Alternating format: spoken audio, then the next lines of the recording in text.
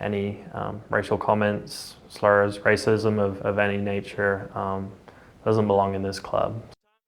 We first brought you this story last night. The Tulsa Roughnecks terminating a player's contract after allegedly using racial slurs toward an opposing player.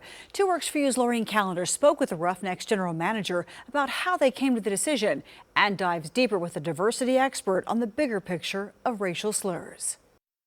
It started with a tweet.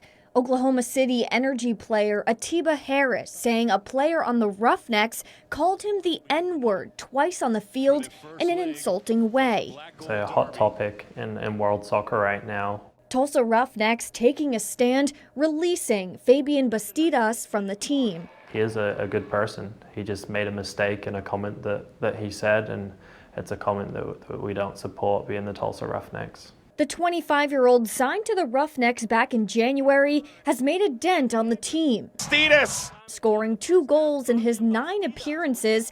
But general manager Wayne Farmer says rules are rules. Whether last player on our roster or first player on our roster, just not supportive of anyone who made comments of that nature.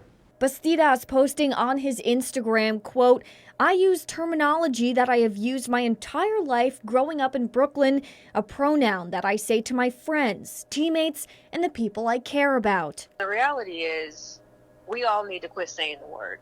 The history behind the word dictates that it is derogatory. Bastidas also said in the post, quote, "In South America, New York, Portugal, and everywhere else I've lived, we say it with love. Nothing malicious or racist was or ever will be intended by it," end quote.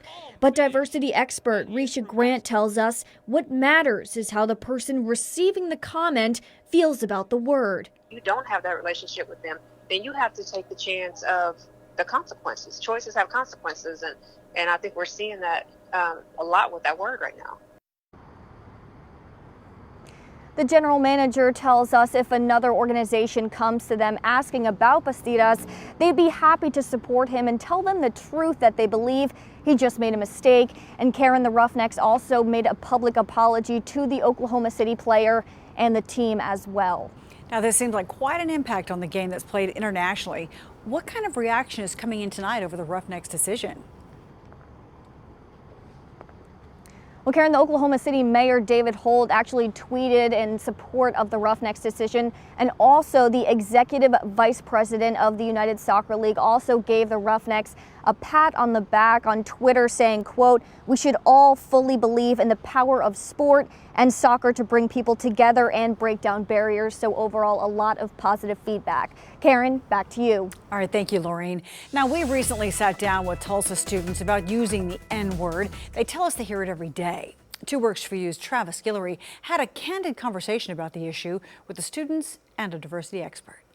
If you're watching TV and you're watching some rally where the word is being hatefully thrown out, and then you walk outside and you hear somebody casually say it on the street, it's the same word, but does it have a different meaning? For me, it has everything to do with intent. Like, growing up within my family, there are people on one side who are extremely racist and use it in a derogatory way. But in my immediate family, you know, we grew up in kind of the more ghetto areas of Tulsa and it wasn't used that way. We didn't see each other as white people or black people. It was just a greeting. But at the end of the day, it's still the same word with the same history and the same meaning. To watch Travis's full report, log on to KGRH.com or go to our app.